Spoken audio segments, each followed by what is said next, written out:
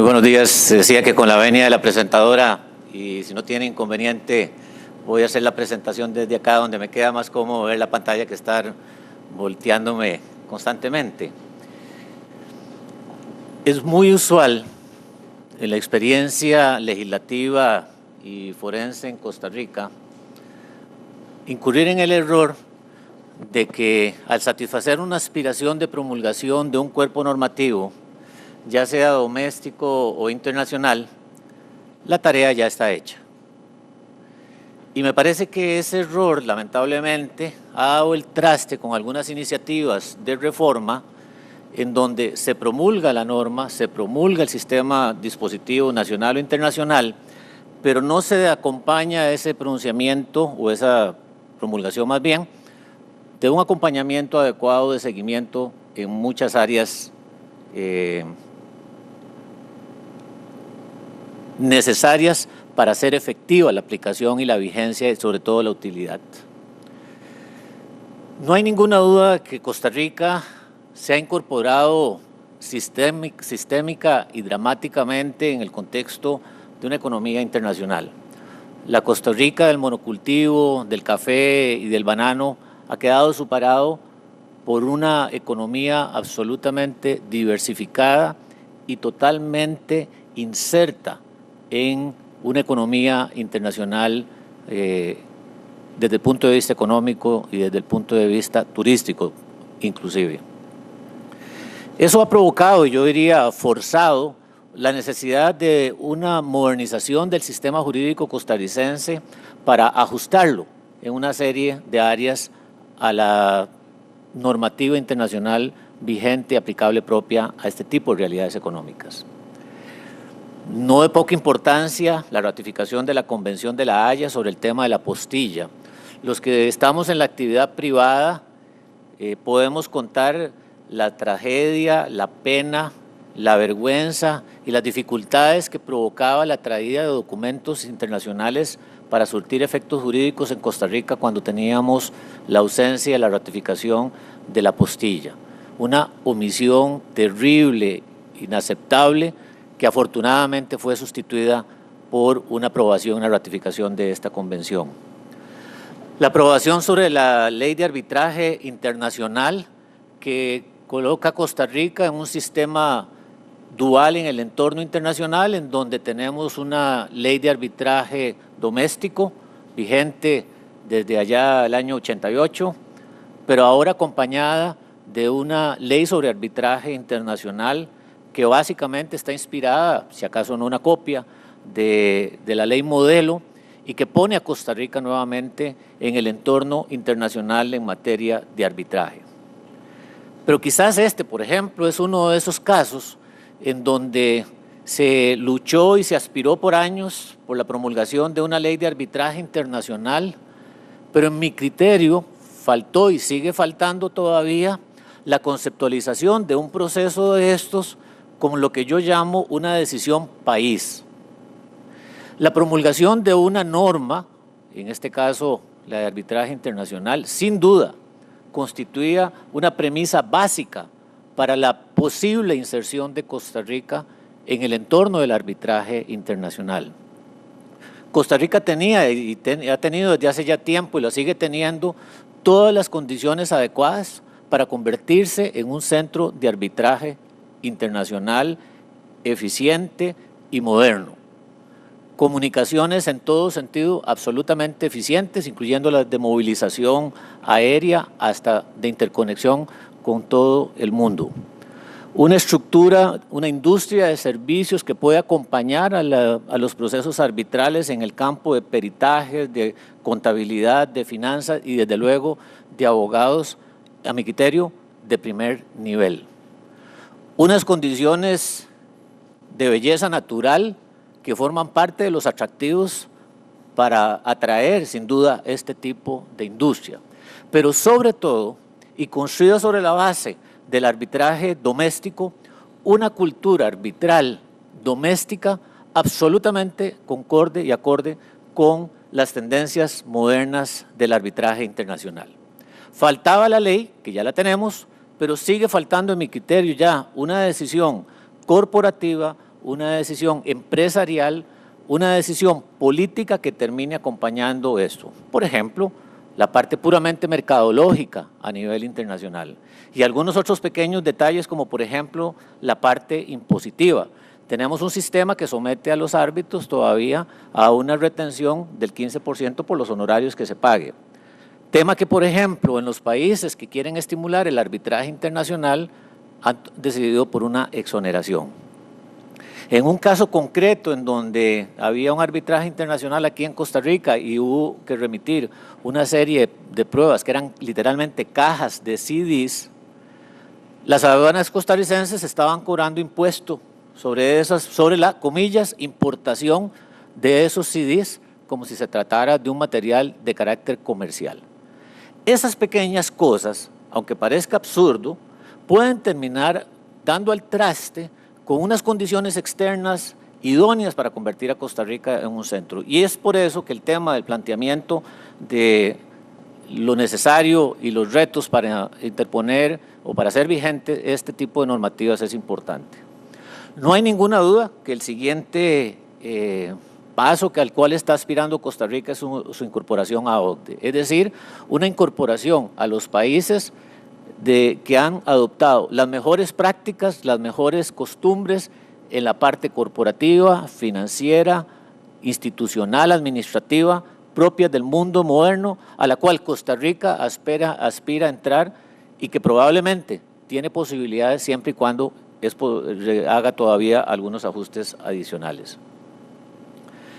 En este contexto, y en particular de la Convención, a mi juicio, ¿cuáles son algunos de los retos importantes que debe enfrentar Costa Rica para hacer de esto una realidad efectiva de aquí a un año? El primero, en mi criterio, es académico, y me complace mucho en este sentido coincidir con lo que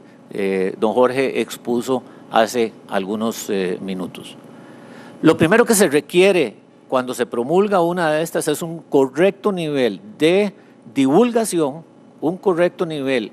de conocimiento y un correcto nivel de aplicación. Y eso solamente es posible a través de procesos académicos sistemáticos que lleven este conocimiento y esta realidad a todos los operadores que involucra la aplicación de estas normas. Y en mi criterio, por lo menos hay tres de ellos. El primero, las universidades, sin duda.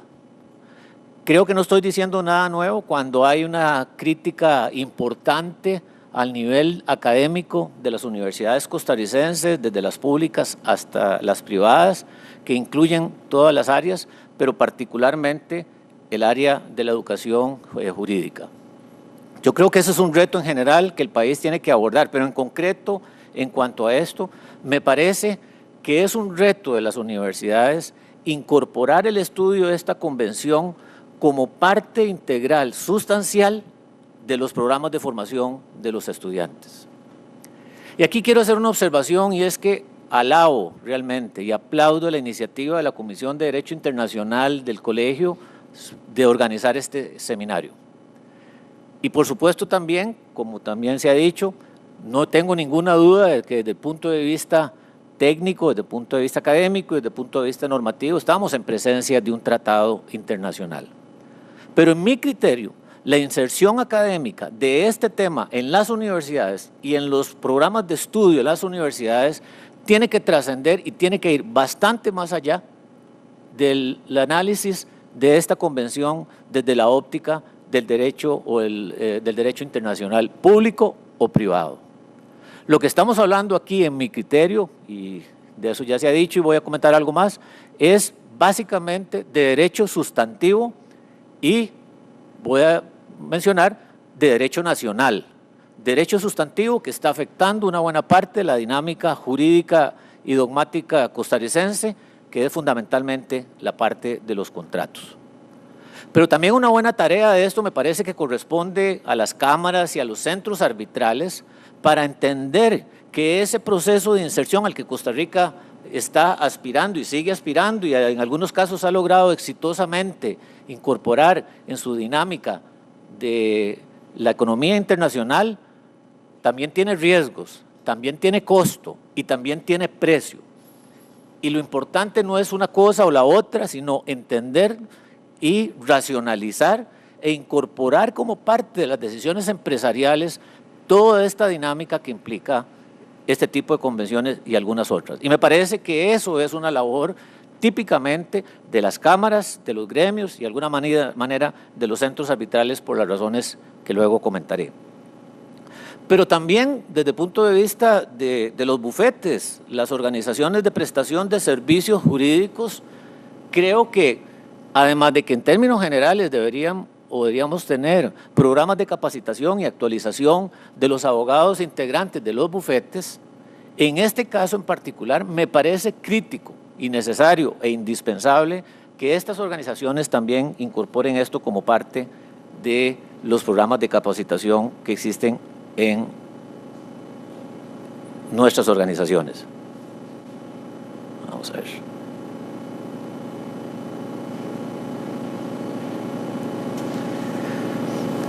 Aparte de la parte estrictamente académica, que es la que mencioné, me parece que aquí hay un reto particular para los abogados. Los abogados normalmente, lamentablemente, nos movemos en zonas de confort como probablemente todos los seres humanos.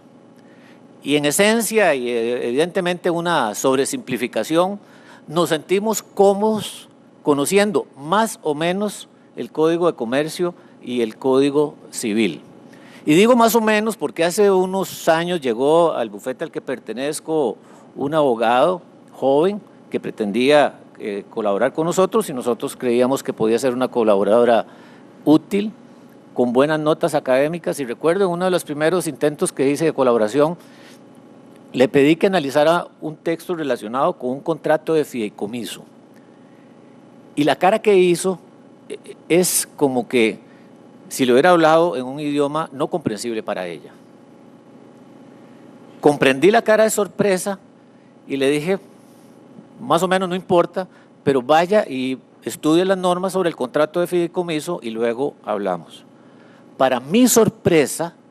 no tenía la menor idea de en cuál cuerpo normativo estaban las normas sobre el fideicomiso. Una abogada con título en mano. Ese y muchos otros ejemplos que estoy seguro podamos tener hacen que nuevamente ese nivel de manejo y de confort del Código Civil y el Código Comercio me parece que debemos entender anticipadamente y en forma inmediata que desaparece con la entrada en vigencia de la Convención. Es decir, nuestro mundo, nuestro alcance de diagnóstico para una serie de fenómenos jurídicos ya va a trascender necesariamente al Código de Comercio, al Código Civil. Mi interpretación de la Convención, que ya se ha dicho, es que en principio rige cuando ambas partes del contrato tengan establecimiento en dos estados distintos. Y aunque ciertamente la Convención permite la exclusión, en mi criterio, esa exclusión, como también creo que se ha dicho, solamente se produce si se ha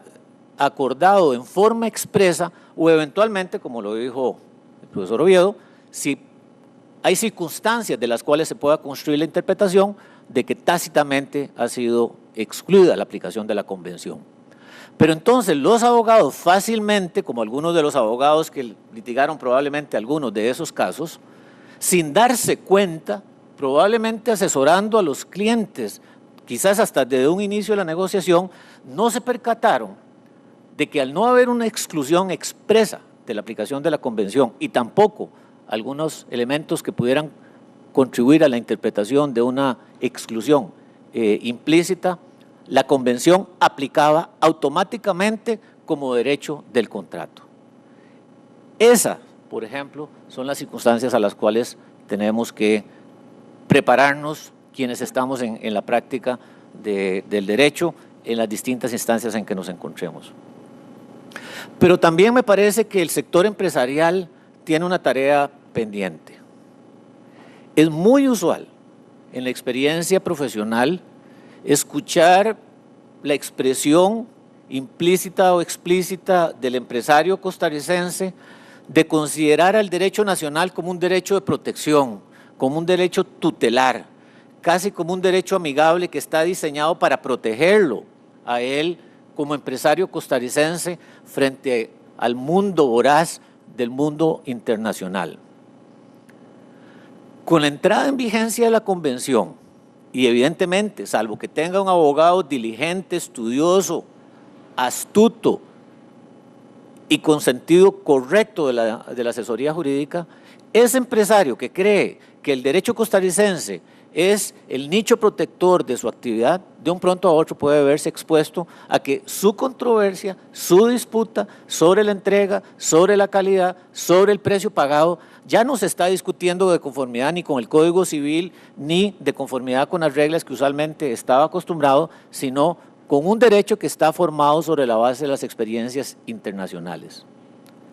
Y por esa vía, el empresario costarricense, sin percatarse, podría estar fácilmente involucrado en una situación real de su actividad empresarial, en donde su cumplimiento o su incumplimiento, sus expectativas de satisfacción del contrato van a ser medidas a la luz de los usos y prácticas del comercio internacional,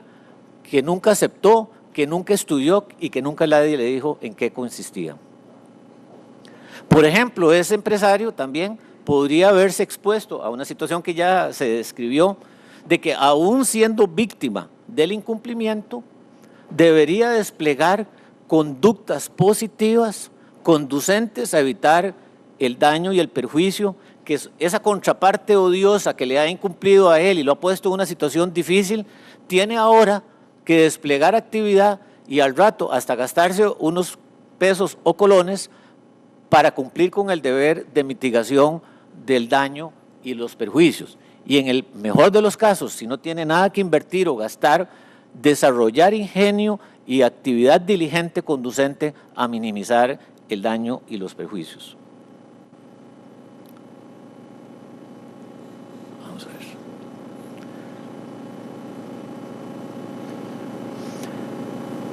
Me parece que en el ámbito de la cultura arbitral, igualmente, hay toda una clase de retos por cumplir. La ley DRAC autoriza la aplicación de los usos y costumbres aún sobre norma escrita. En mi experiencia profesional y en mi experiencia como árbitro y en alguna manera en la participación en foros, me sorprende mucho que esta norma propia de la ley DRAC a veces pasa desapercibido. Y probablemente pasa desapercibido porque debo reconocer que la ley DRAC en general, por lo menos en el capítulo de arbitraje, es fundamentalmente una ley sobre el procedimiento arbitral. Pero digo fundamentalmente porque claramente en cuanto a esto tiene una norma sustantiva que revierte lo que vamos a ver posteriormente, que es la jerarquía de fuentes en materia mercantil. Autoriza los usos y costumbres como posible fuente del derecho aún sobre norma escrita. Es decir, es una aplicación de usos derogatoria de la norma escrita inclusive. Sí llamó la atención que la ley DRAC no menciona los principios generales y me parece que ahí hay un reto interpretativo al cual habrá que abordar en el momento oportuno. Y finalmente, la ley de arbitraje internacional dispone que esa ley de arbitraje internacional debe ser interpretada en consideración a la naturaleza internacional, la uniformidad y los principios de la ley, con lo cual está prácticamente emulando la norma similar que contiene la Convención, con la diferencia de que la Convención es básicamente sobre normas sustantivas, mientras que la ley sobre arbitraje internacional es esencialmente procesal.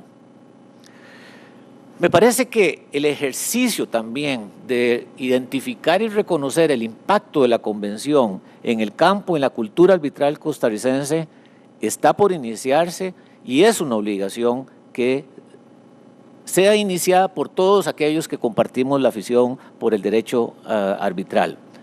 Y me parece que uno de los principios o los retos particulares es si la normativa propia de los procesos arbitrales dan cabida a la aplicación de la Convención o de sus principios. Por ejemplo, en el arbitraje internacional.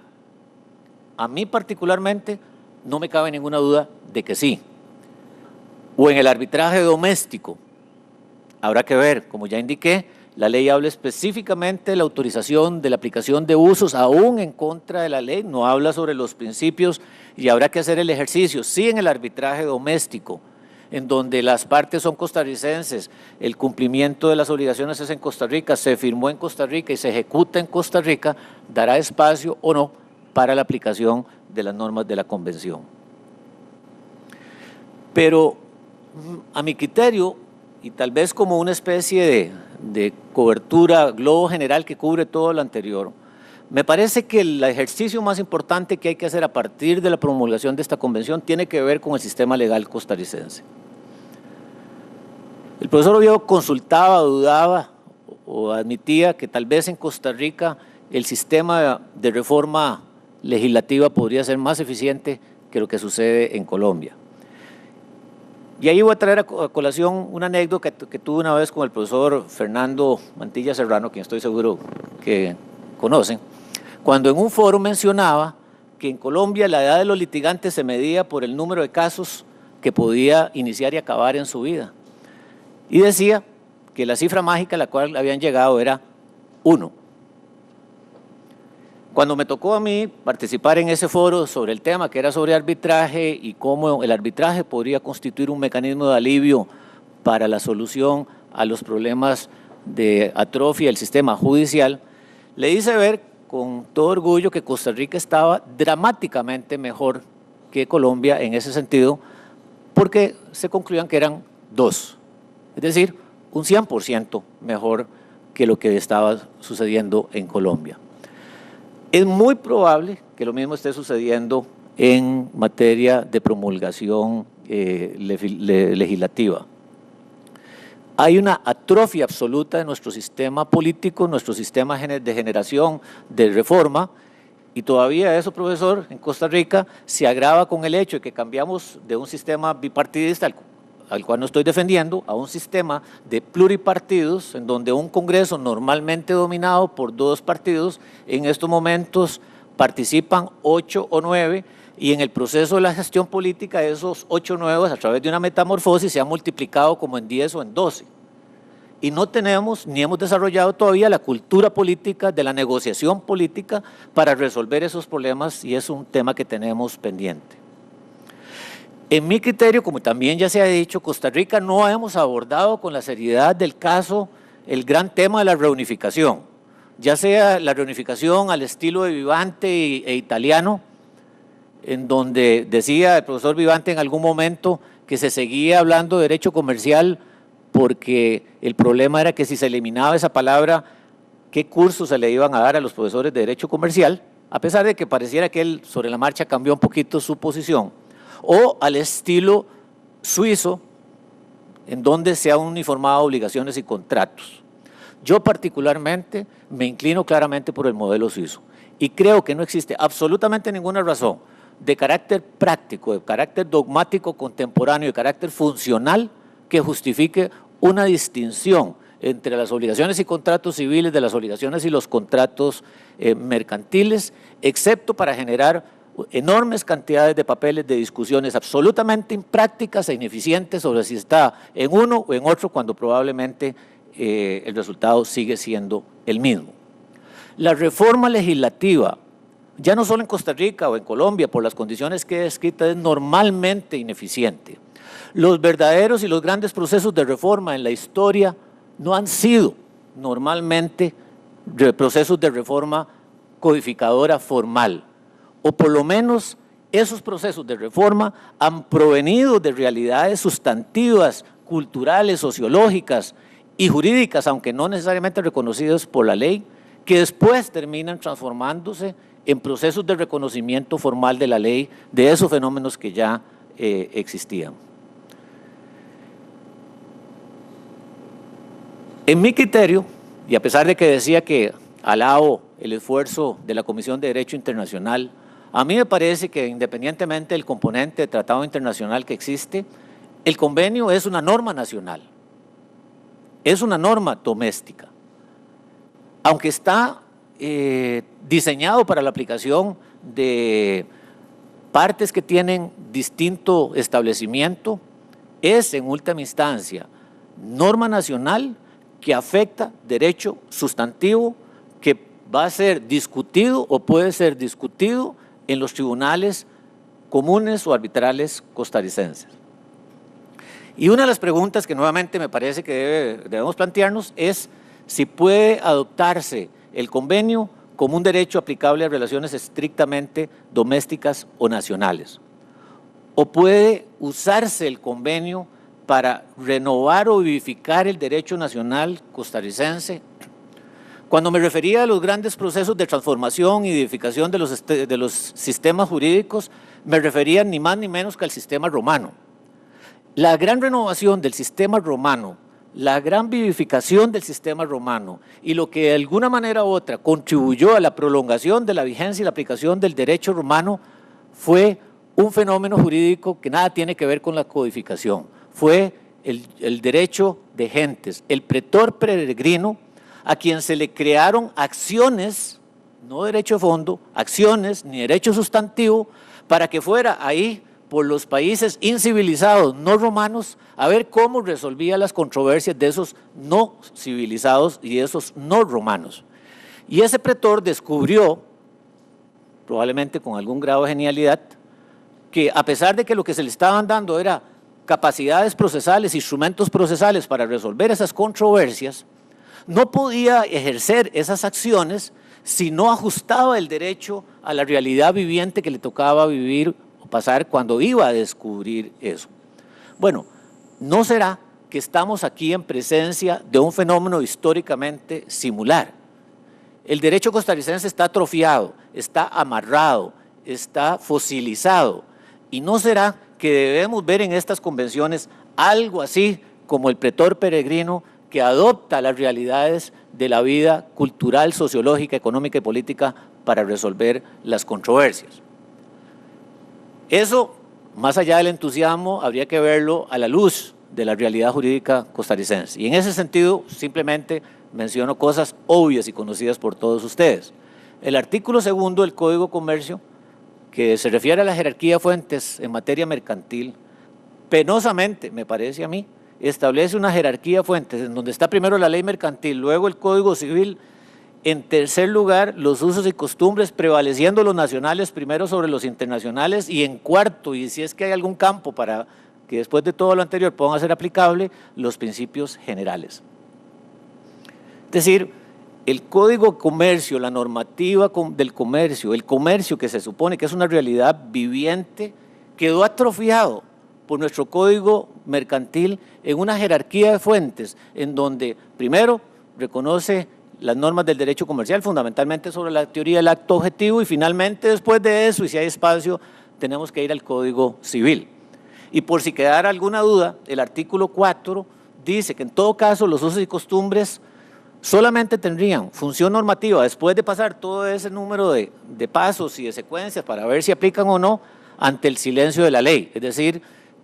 no puede evidentemente contrariar la ley, excepto, digo yo, que a un abogado astuto, inteligente y estudioso se le ocurra pensar que en un arbitraje, por ejemplo, los usos y costumbres sí pueden estar por encima de la normativa escrita y formal del Código de Comercio y del Código Civil. Y por ahí se autoriza la función interpretativa y del sentido técnico. El artículo 1 del Código Civil, que me parece que es otra herramienta que habría que ver para cómo manejar esto, reconoce la costumbre, los usos y los principios generales como fuente escrita para interpretar, delimitar e integrar las fuentes escritas. Parece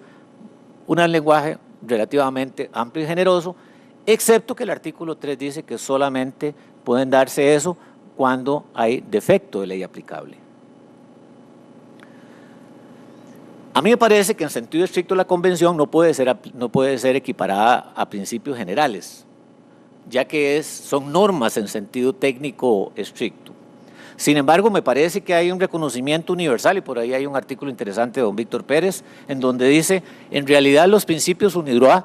son el resultado o la visión de las normas de la convención analizadas como principios y extrapoladas para lograr una expansión de los principios de la convención, si es que existen, a áreas distintas a la compraventa en mi mercantil. En mi criterio, al final de cuentas de todo esto, es que las normas de la convención, en ausencia de ley, y hago la observación, habrá que ver si en tratándose de un arbitraje doméstico se puede ir más allá, no solo pueden, sino que deben usarse como fuente de derecho para integrar e interpretar y delimitar el sentido de las normas escritas.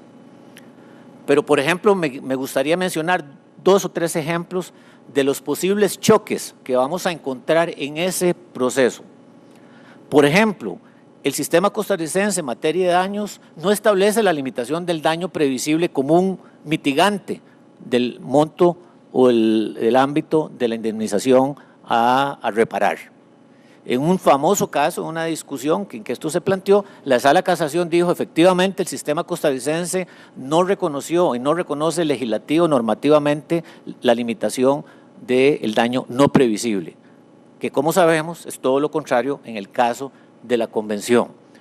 ¿Cómo vamos a amasar ese posible conflicto? En cuanto a la resolución de pleno derecho, que